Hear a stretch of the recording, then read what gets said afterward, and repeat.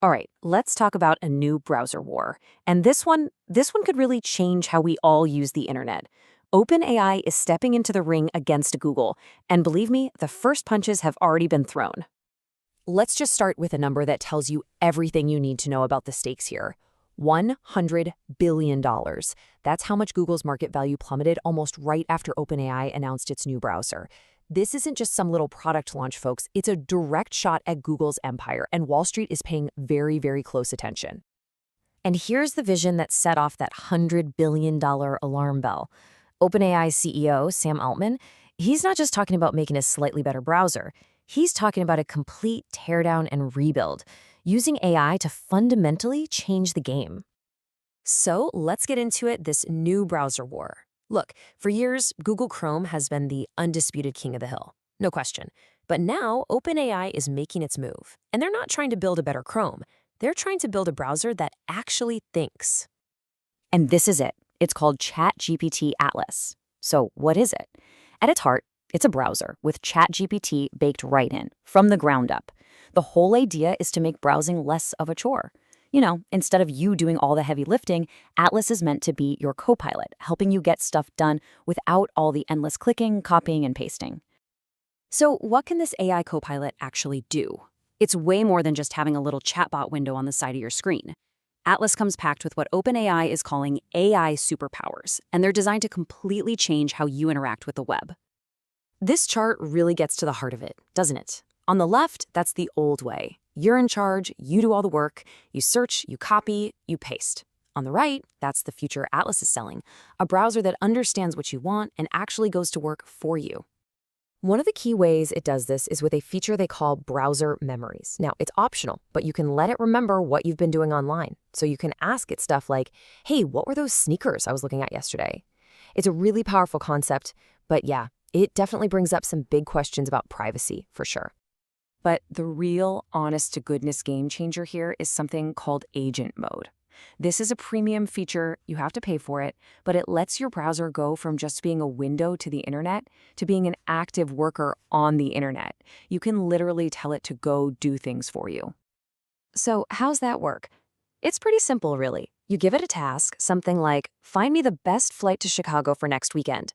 Then you just sit back and watch as it opens up airline sites, compares prices, and figures out the best deal. And before it actually does anything, it shows you its work so you can give the final okay. It's basically like having a personal assistant living inside your browser. Okay, that's the sales pitch. That's the promise. But what happens when these incredible features actually hit the real world? In this next section, we're going to look at the test drive, what early reviewers found when they got their hands on version 1.0. So does it really work? Well, what early testers found is kinda, sometimes. There were these incredible flashes of brilliance, and then some moments of spectacular failure. And here is a perfect, almost painful example of the hype hitting a brick wall. A user asked Atlas to do a pretty simple task. Go to the IRS website and download a tax form. The response, sorry, can't download files. It's a really clear sign that this tech, as cool as it is still super early. But it's not all misses, not by a long shot. Here's a clear win. When someone tasked it with market research, specifically to figure out how Google's stock reacted to this whole Atlas launch, it worked beautifully. It opened a bunch of news sites, read the articles, and put together a perfect, concise summary. This shows its power for gathering and making sense of information is already there. And testers found a bunch of other areas where Atlas just kills it. You can highlight some confusing text on a page and just ask it to explain it in simple terms. One person had it look at a gaming PC on a retail site and break down what all the individual parts would cost. It can even be a writing coach. Turn your angry rant of an email into something calm and professional. It can even watch you play chess and tell you the best next move.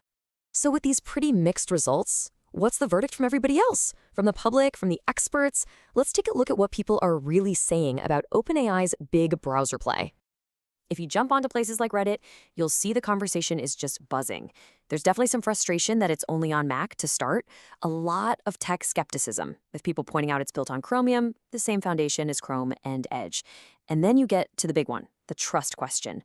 Who do you trust more with all your browsing data, Google or OpenAI? And finally, some people are worried OpenAI is spreading itself too thin, chasing too many shiny objects instead of perfecting its core AI. This comment from a Reddit user just perfectly captures how a lot of people are feeling. They see the value in an AI assistant, for sure, but they don't really want a whole new browser just for that. They'd much rather have these awesome features as an add-on to the browser they already know and love. But, like the user says, every company wants to be the star of the show.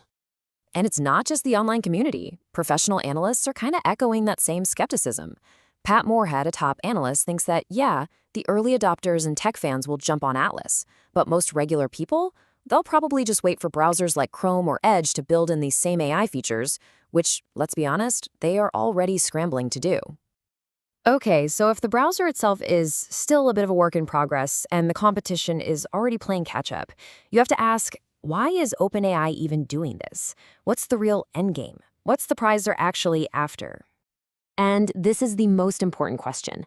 Even with its flaws, why is this move so significant for the future of the internet? The answer really isn't about today's browser market. It's about where the entire internet is going tomorrow. Just look at this data. Last year, only about 2.5% of desktop searches went through an AI model like ChatGPT. This year, that number has more than doubled to almost 6%. This is a huge shift in how we find information. People are starting to ask AIs instead of just searching, and OpenAI wants to own the place where that happens. So when you look at the big picture, OpenAI's strategy becomes crystal clear. First, they want to own the platform, the browser, where these future AI agents are going to live.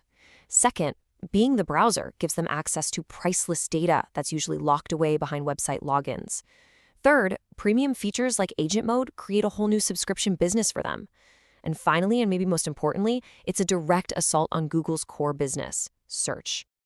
Which brings us right back to the central, most important question for all of us. As our web browsers get smarter and smarter, are they becoming our helpful co-pilots? Or are they just becoming another, more powerful piece of spyware? The answer to that is going to define the next era of the internet.